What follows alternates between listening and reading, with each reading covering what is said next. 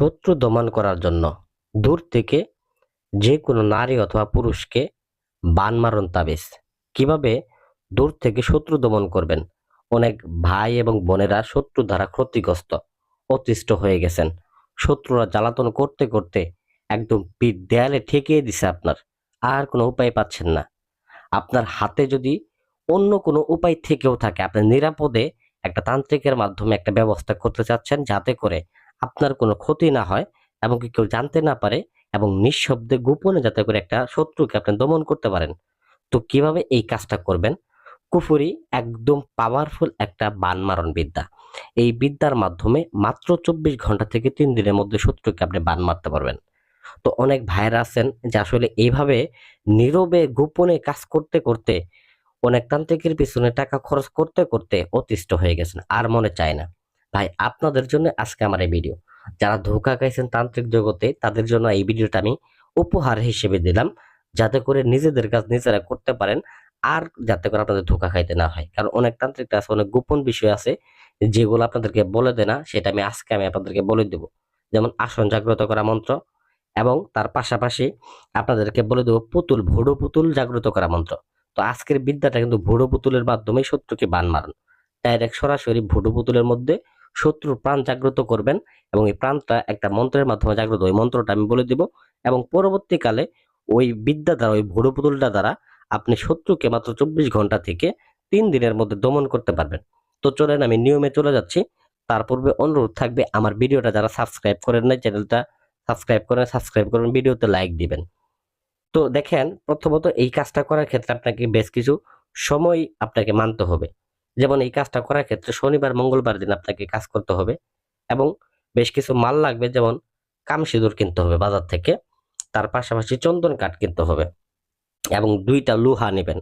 একদম স্টিলের লোহা পারেন, বা লোহাগুলা পেরেক যাকে বলা হয়, আপনারা ২টা পেরেক নেবেন, এবং কবর থেকে ৩ মুঠ মাটি সংগ্রহ করবেন। তো অনেক ভাইরাসের কবর থেকে মাটি সংগ্রহ করার নিয়মটাই জানেন না। কবর থেকে মাটি সংগ্রহ করারও কিন্তু বেশ কিছু নিয়ম আছে বা মন্ত্র আছে। মন্ত্রটা কিন্তু এই তান্ত্রিকরা বলে দেন যাতে তাদের ব্যবসা নষ্ট না হয়ে যায়।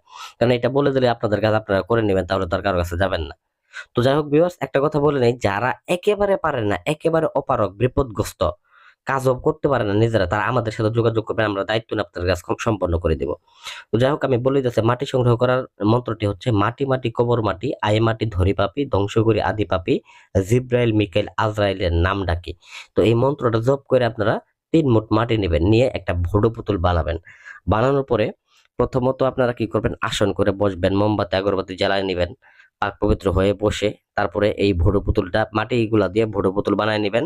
একটা পুতুল বানায় নিয়ে এই পুতুলের মধ্যে নকশাটা অঙ্কন করবেন। বিশেষ করে ভিতরে একটা সাদা কাপড়ের মধ্যে অঙ্কন করে এই নকশাটা অঙ্কন করে দেখেন নাম লেখা আছে, পিতা নাম লেখা, যেখানে নাম ওইখানে লিখবেন শত্রুর নামটা, যেখানে পিতা ওইখানে শত্রুর পিতার নাম।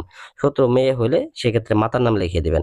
লিখে দিয়ে তারপর আপনারা কি করবেন, এই নকশাটাকে আপনারা ওই পুতুলের মধ্যে ঢুকায় নেবেন। ঢুকায় নেওয়ার পরে ভিউয়ার্স, তারপরে আপনাকে মন্ত্র জপ করতে হবে, এবং ওই যে পেরেক বা লোহা নিতে বলছিলাম ওইটা ঢুকাই দিতে হবে। তো পুতুলে প্রাণ স্থাপনের মন্ত্রটা কিন্তু খুবই মারাত্মক একটা জিনিস, এটা কিন্তু কেউ কাউকে বলে দেয় না, কারণ এটা তান্ত্রিক জগতের মধ্যেই থাকে। আমি গোপন আজকে আপনাদের মধ্যে এই রহস্যটা ফাঁস করে দিলাম, এবং এই প্রাণ প্রতিষ্ঠা করতে পারলে কিন্তু আপনি এই পুতুলটার মাধ্যমে যে কোনো শত্রুকে আপনি ক্ষতিগ্রস্ত করতে পারবেন, যে কোনো কাউকে। এটা সে বিদেশে থাকুক, দেশে থাকুক, যে কোনো জায়গায় থাকুক। তো আমি মন্ত্রটা বলতেছি, তারপর অনুরোধ করব, এটা কিন্তু সাধারণ ব্যক্তিবর্গের ক্ষেত্রে ব্যবহার করবেন না, শুধুমাত্র শত্রু নিধনের ক্ষেত্রে বা একেবারে পিঠ দেয়ালে থেকে গেলে তাই সেক্ষেত্রে আপনারা এটা ব্যবহার করবেন।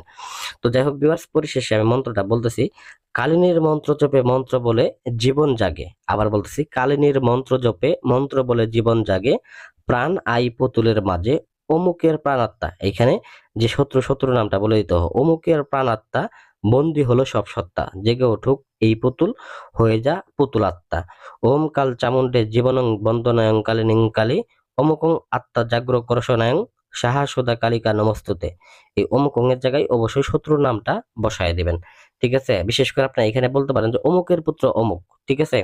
তো এইভাবে মন্ত্রটা জপ করে তারপর আপনার ওই ভুডু পুতুলের উপরে ৭ বার মন্ত্র জপ করবেন, ৭টা ফু দিবেন। ৭টা ফু দেওয়ার পরে এই পুতুলটা জাগ্রত হয়ে যাবে, এবং কি আপনার এই মন্ত্রটা আবার পরবর্তীকালে একবার পাঠ করে সেক্ষেত্রে ওই লোহাটা বা পেরেকটার মধ্যে ফু দিয়ে তারপর ওই পেরেকটা আপনার শত্রুর বুকের মধ্যে গেড়ে দিবেন। এবং আরেকটা ঠিক মাথার মগজের মধ্যে আপনারা গেড়ে দিবেন, ঠিক মাথার সামনের ভাগে। যখন আপনি মাথার মধ্যে এবং শত্রুর এই বুকের মধ্যে আপনি এটা গাড়বেন, এটা আপনার মনে মনে ভাবতে হবে যে আপনি শত্রুর বুকের মধ্যে গাড়তেছেন। তো হ্যাঁ, অবশ্যই বন্ধুরা এটা আপনার শত্রুর বুকের মধ্যে গিয়ে আঘাত হানবে এবং তার মাথার মধ্যে গিয়ে আঘাত হানবে। এই বিদ্যাটা অত্যন্ত পাওয়ারফুল। এটা কোনো টের পাওয়ার কোনো অপশন নাই। কারণ এটা যখন ২ টা আপনি পেরেক যখন একবারে গাড়বেন, সঙ্গে, সঙ্গে শত্রুটার মতো দেখা গেছে যে ধীরে, ধীরে মানসিকভাবে ভেঙে পড়বে এবং তার ভিতরে কি একটা হতাশা কাজ করবে। দেখবেন ২৪ ঘন্টা থেকে ৩ দিনের মধ্যে ওই শত্রুটা স্ট্রোক করে মারা যাবে। কোনো বাপের ক্ষমতা নাই তাকে বাঁচানোর, কোনো ডাক্তার, কবিরাজ কারোর বাপের ক্ষমতা নাই। তার শরীর যদি বন্ধ থাকে তারপরে ওই চালানিটা ভেদ করে ঢুকে যাবে। এটা অত্যন্ত পাওয়ারফুল একটা বিদ্যা। তো আশা করি আমার ভিডিওটা ভালো লাগবে। ভিডিওটা যদি ভালো লেগে থাকে অবশ্যই ভিডিওতে লাইক করবেন, চ্যানেলটা সাবস্ক্রাইব করতে ভুলে যাবেন না। এরকম আরো আকর্ষণীয় ভিডিও পেতে। ধন্যবাদ সবাইকে।